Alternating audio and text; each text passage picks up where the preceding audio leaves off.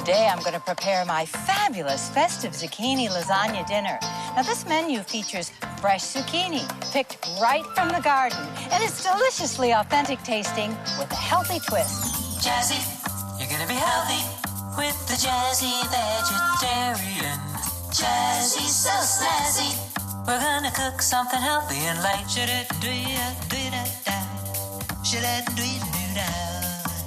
Jazzy, so snazzy. So join me in the kitchen right now. We're gonna cook something healthy and light. That's right. Today, I'm going to prepare one of my absolutely favorite dishes, and that's my festive zucchini lasagna, which is a delicious dish with a healthy twist. I'm going to show you how to make zucchini noodles. And then our first course is a simple to make but fancy to serve carrot and orzo soup. I think you're going to love that.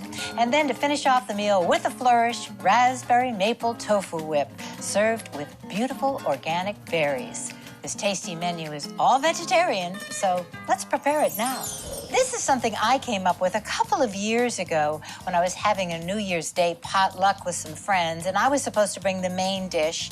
And we'd gone to our market and seen some beautiful zucchini, and I thought, maybe I could make zucchini noodles and make those be a layer of the lasagna. Well, it was a really, really big hit with my friends Tom and Terry and their son Michael, and I've been making it ever since. And we're going to get started now. We're going to start off with 8 ounces of baby Bella mushrooms, and you see I've just sliced them really rough chop. We're going to be making our lasagna sauce. So I'm going to take my pan and turn it on a medium-low heat and add in about 2 tablespoons of olive oil, just like that.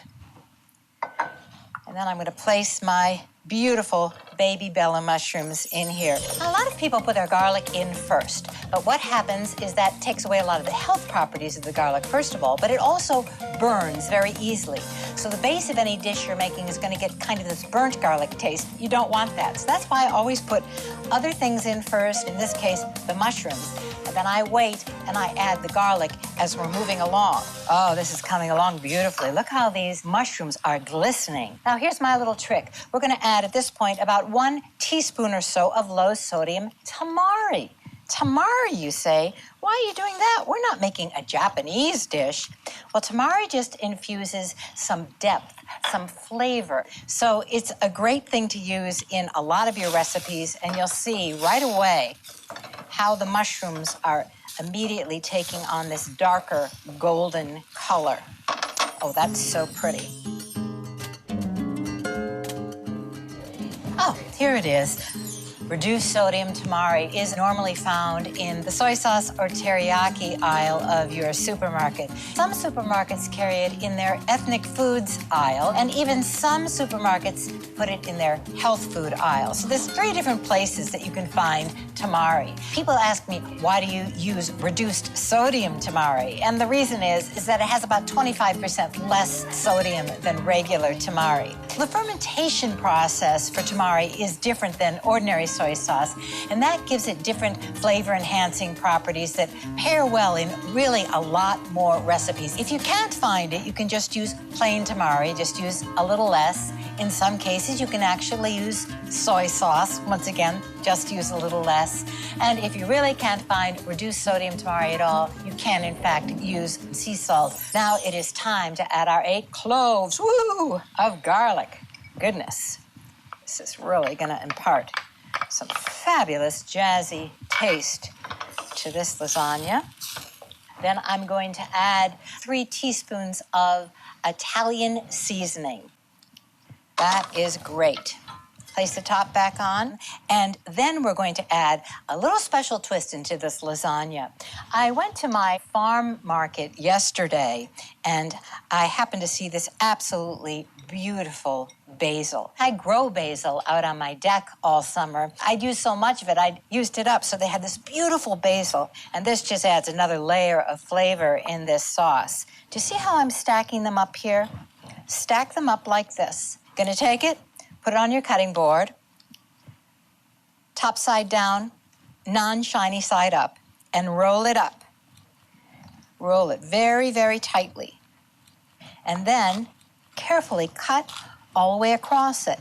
See how quickly that is going to finely chop your basil, and then just rough chop right across it.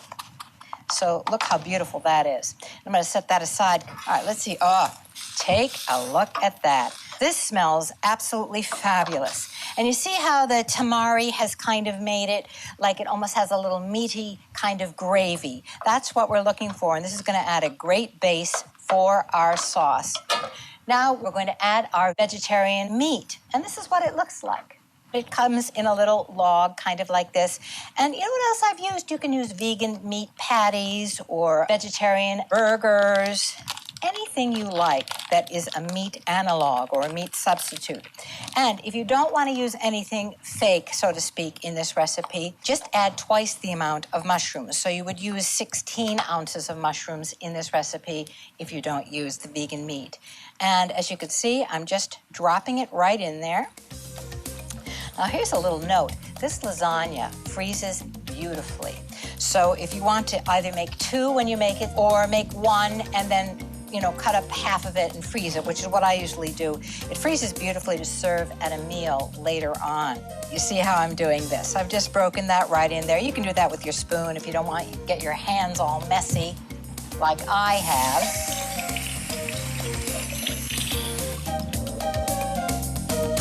And something else that you can do is, once it starts to brown a little bit, like it's browning, just use a potato masher.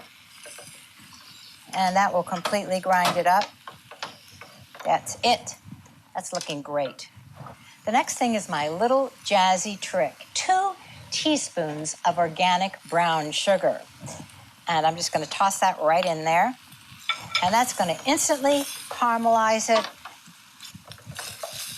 So about 24 ounces of these organic crushed tomatoes. I'll just pour that right in there. And the next thing I'm going to add is, this is my little shortcut secret. I add 1 jar minus about 1 cup of my favorite vegan marinara sauce. It's a 26-ounce jar.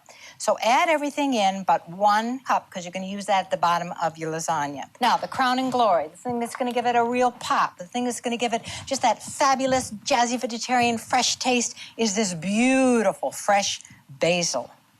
If you don't have the fresh basil, just use a little bit of dried. It also gives it a little bit of an extra pizzazz. And I've used about 1/3 to 1/2 cup of that fresh basil. When I was a little girl, my grandma would have us over for Sunday dinner, and she always set the table so beautifully, like it was being set for royalty. I would be so excited when I would come in, and quite often she would make lasagna. So this really brings me back to happy childhood memories. And we're going to let this simmer for about 20 to 25 minutes while we prepare the rest of our dish. Now we're going to get to a ricotta layer, but you're going to be surprised at what we use instead of cheese, because there's no dairy. Let's get to it.